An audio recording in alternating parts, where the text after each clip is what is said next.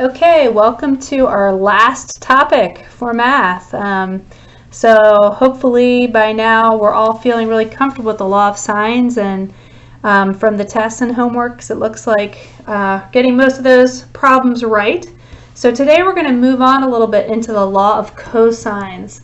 And I'm on page, at the end here, page 816, so we're in chapter 8, finishing up this chapter on trigonometry. For this law of cosines, we're going to use it in a similar way to the law of sines, where we have a triangle that does not have a 90-degree angle.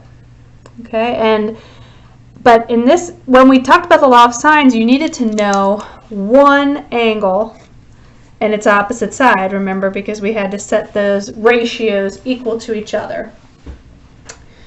If we have a situation where we don't know that information, we can use the law of cosines. So the law of cosines is going to let us be a little bit more flexible. So this was for the law of sines. We needed to know one angle and its opposite side. But for the law of cosines, we can do a lot of different things. And here are the three equations for the law of cosines. Again, we define the interior angle opposite to its leg, and we call the legs by lowercase letters and the angles by capital letters. So in this case, we have a squared equals b squared plus c squared. That looks kind of familiar, right? Like the Pythagorean theorem we've done.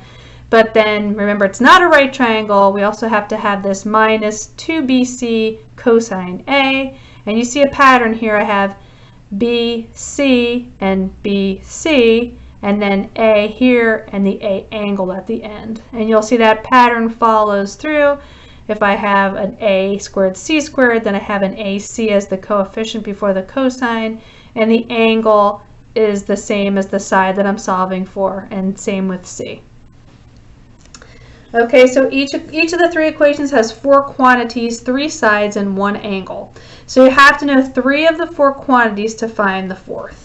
And let's just do some practice with that and figure it all out.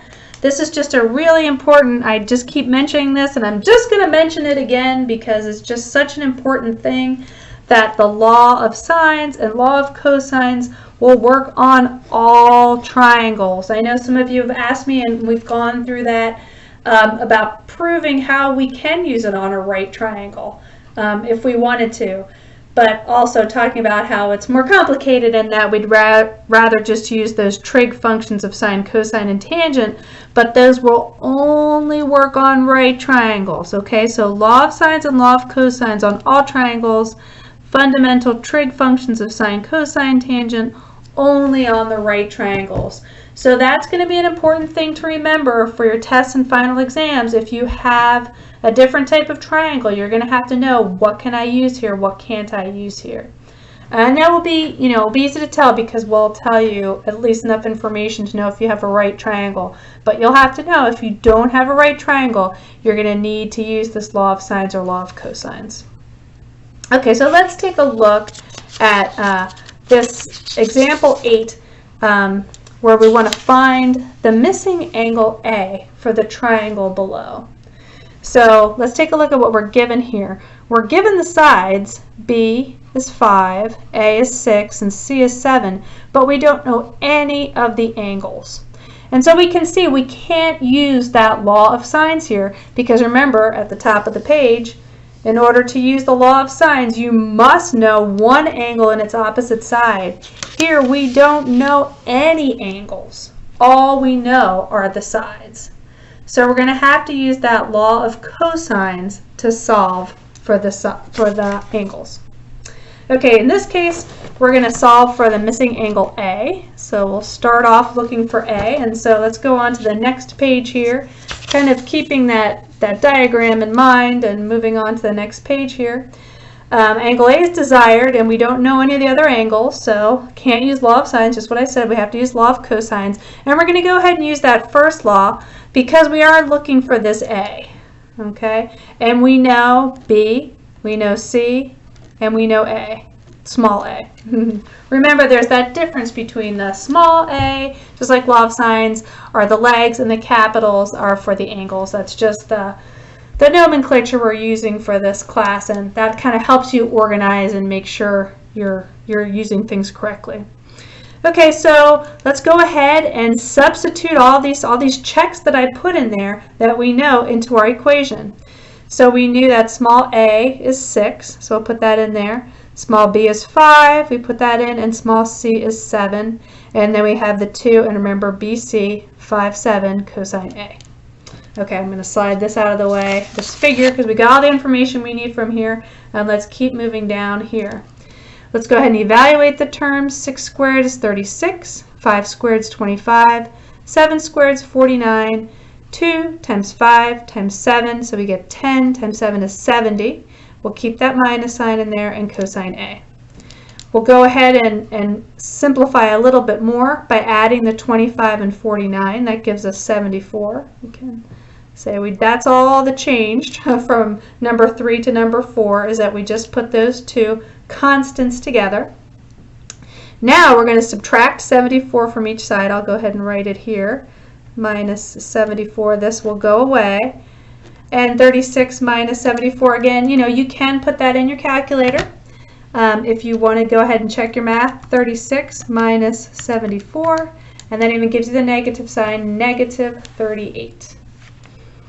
All right, so we've got our negative 38, and we have to remember that there was a negative sign, a minus sign in front of that has to come down. That is a common error in using the law of cosines. We forget to bring that down, so make sure you remember to bring that down as you're working here. And the nice thing about that is if you have a negative on this side and negative on that side, they're going to cancel each other out as they do in this one. So we're going to isolate this cosine A on one side. We're going to divide each side by the coefficient of that cosine A, which is the negative 70.